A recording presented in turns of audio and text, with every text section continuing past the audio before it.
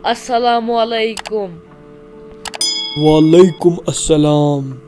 क्या गोबरा ठीक छुका?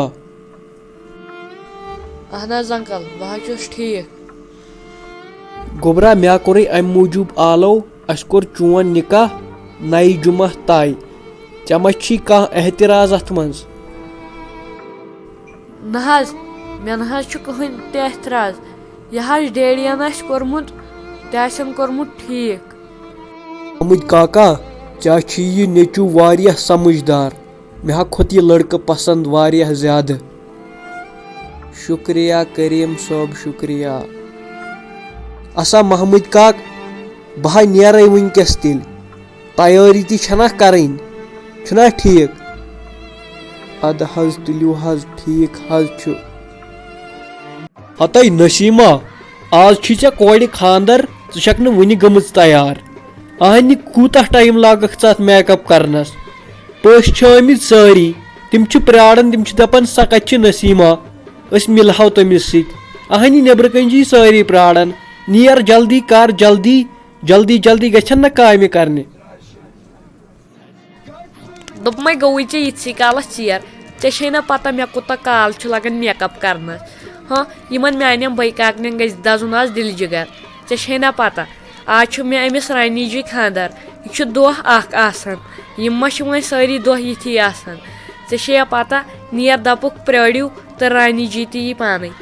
अदे अदे तुलि ठीक है गछ तैयार मकलाय मेकअप बेतर कर बे कर दिमिस रानी जानस निश नजर वुच अम मकलाय यम पलो वलो लगित तो बह नेरे नबर बह दप यमन अकिस सा गई तैयार तो सह पकान छुना ठीक? अच्छा अच्छा तुल ठीक छु। हता आशिक सोबा मकलाय थे यम पलो वलो लगित यपर हेतुन न चेर त गछुन तिम आसन न प्राड़न तत। अहन डैडी मे हा मकलो पक वल यम तह वो प्राड़न तो नेरो तेल।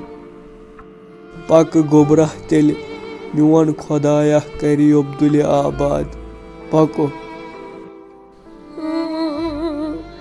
मानी लकट बाया लगिया वनित अमिस माल सुंदा थी वो ख्याल अमिस आज टाइमस पे बत दिवान बेस दवा फुल तो टाइमस पे दिवान लगिया वनित बह द्रास वन।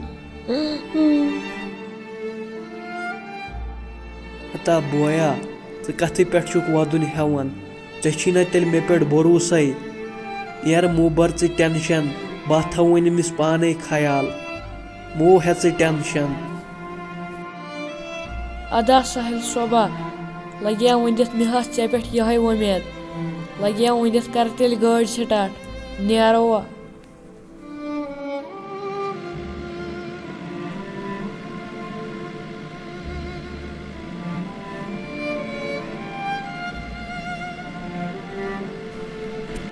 अम्मा यमन क्या लोग यूता टाइम वन गया खर आसन खबर कत बीठिम बह कर फोन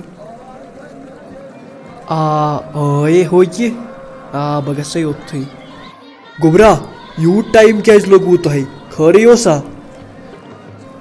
अहन अंकल टाइम लोग अम मूजूब तथ ना यम रिश्तेदार हमसाय बेतर अवे लोग यूता टाइम।